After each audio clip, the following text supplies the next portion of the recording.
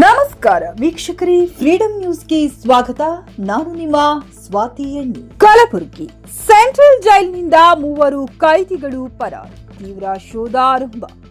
ಕಲಬುರಗಿ ನಗರದ ಜೇವರ್ಗಿ ರಸ್ತೆಯಲ್ಲಿರುವ ಸೆಂಟ್ರಲ್ ಜೈಲಿನಿಂದ ಕೊಲೆ ಪ್ರಕರಣಗಳಲ್ಲಿ ಶಿಕ್ಷೆ ಅನುಭವಿಸುತ್ತಿದ್ದ 3 ಕೈದಿಗಳು ನಸುಕಿನ ಜಾವ ಪರಾರಿಯಾಗಿರುವ ಇಂದು ಘಟನೆ ನಡೆದಿದೆ.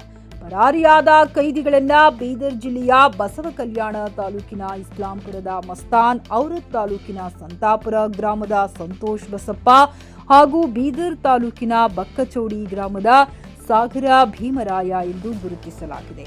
ಪ್ರಾಥಮಿಕ ಮಾಹಿತಿಯ ಪ್ರಕಾರ ಕೈದಿಗಳು ಜೈಲಿನ ಭದ್ರತಾ ಗೋಡಿ ಹಾರಿ ಪರಾರಿಯಾಗಿದ್ದಾರೆ ಎನ್ನಲಾಗಿದೆ. ಘಟನೆ ಬೆಳಕಿಗೆ ಬರುತ್ತಿದ್ದಂತೆ ಜೈಲು ಅಧಿಕಾರಿಗಳು ಹಾಗೂ ಪೊಲೀಸರು ಸ್ಥಳಕ್ಕೆ ಧಾವಿಸಿ ಪರಿಶೀಲನೆ ನಡೆಸಿದ್ದಾರೆ.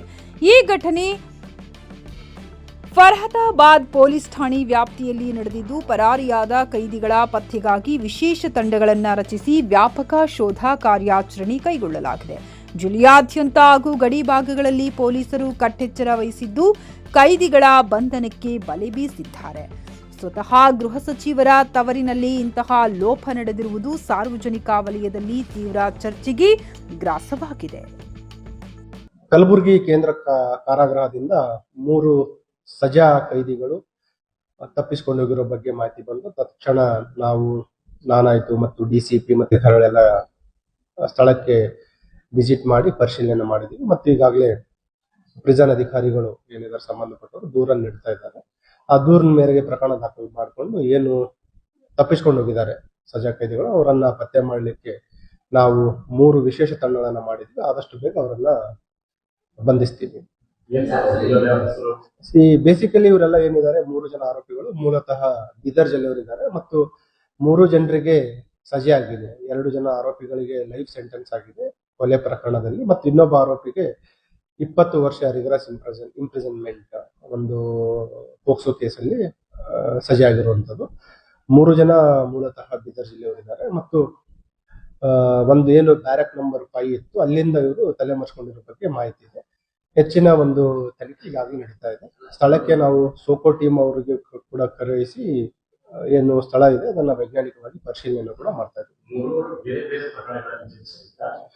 3 ಏನು ಆರೋಪಿಗಳಿದ್ದಾರೆ, 3 ಜನ ಕೂಡ ಬೇರೆ ಬೇರೆ ಪ್ರಕರಣಗಳಲ್ಲಿ ಭಾಗಿಯಾಗಿರುವಂತದ್ದು. ಅದರಲ್ಲಿ ಕೆಲವು ತಯಾರಿ ಮಾಡಿಕೊಂಡು ತಪ್ಪಿಸಿಕೊಂಡಿರೋ ರೀತಿ ಕಾಣ್ತಾ ಇದೆ. ಅಲ್ಲಿ ಒಂದು ಹೊಸ ಪ್ರಿಸನ್ ಕನ್ಸ್ಟ್ರಕ್ಷನ್ ನಡೀತಾ ಇದೆ.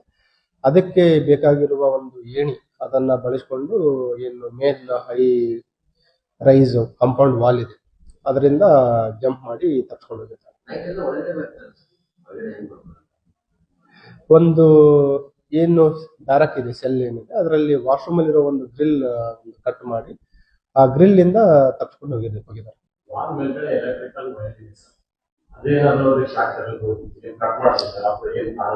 ಈಗ ಅದ್ರ ಬಗ್ಗೆನೂ ಚೆಕ್ ಮಾಡ್ತಾ ಇದೀವಿ. ಅದ್ರಲ್ಲಿ ಏನಾಗಿದೆ, ಕೆಲವು ಸಿಬ್ಬಂದಿಯವರು ಅಧಿಕಾರಿಗಳದ್ದು ಲೋಪದೋಷನೂ ಇರಬಹುದು. ಹಾಗಾಗಿ ಸೀನಿಯರ್ ಪ್ರಿಸನ್ ಅಧಿಕಾರಿಗಳು ಕೂಡ ಅಲ್ಲಿ ಸ್ಥಳಕ್ಕೆ ಬಂದು ಪರಿಶೀಲನೆ ಮಾಡ್ತಾ ಇದ್ದಾರೆ.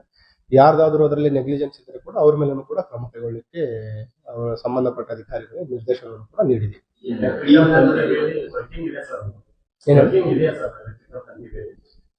ನಿನ್ನೆ ಇನ್ಸಿಡೆಂಟ್ ಆದ ಮೋಸ್ಟ್ಲಿ ವರ್ಕಿಂಗ್ ಇರಲಿಲ್ಲ ಅಂತ.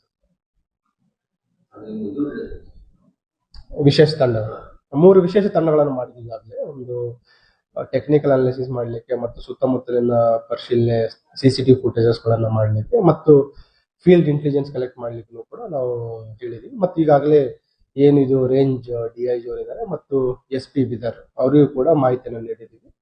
ಎಲ್ಲಾ ಕಡೆ ನಾವು ಎಲ್ಲಾ ಆಯಾಮಗಳಲ್ಲಿ ಈಗ ನಮ್ಮ ತಂಡಗಳು ಕಾರ್ಯನಿರ್ವಹಿಸ್ತಾ ಇದ್ದಾರೆ ಮತ್ತು ಆದಷ್ಟು ಬೇಗ ಆರೋಪಿಗಳನ್ನ ಏನು ತಲೆಮರೆಸಿಕೊಂಡಿದ್ದಾರೆ ಅವರಿಗೆ ಬಂಧಿಸ್ತೀವಿ. ಸೊ ಕನ್ಫರ್ಮೇಶನ್ ಇಲ್ಲ, ಸುಮಾರು ಮಾಹಿತಿಗಳು ಬರ್ತಾ ಇದೆ. At the stage it is too early to comment ಅಂತ.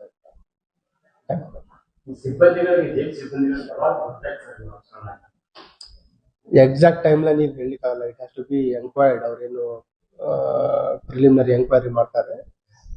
ಪ್ರಿಸನ್ ಅಥಾರಿಟಿಗಳು ಕೂಡ ಬರ್ತಾ ಇದ್ದಾರೆ, ಸೀನಿಯರ್ ಆಫೀಸರ್ ಬರ್ತಾ ಇದ್ದಾರೆ. ಅವರು ಕೂಡ ಪರಿಶೀಲನೆ ಮಾಡಿ